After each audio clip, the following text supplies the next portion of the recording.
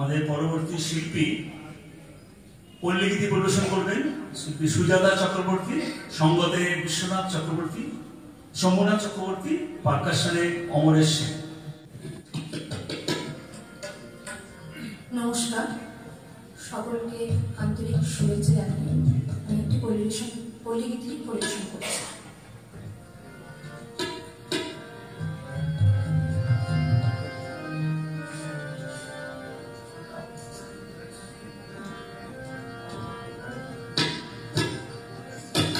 সুজন মাঝি রে কোনো হাতে না গায়ে যত মালা,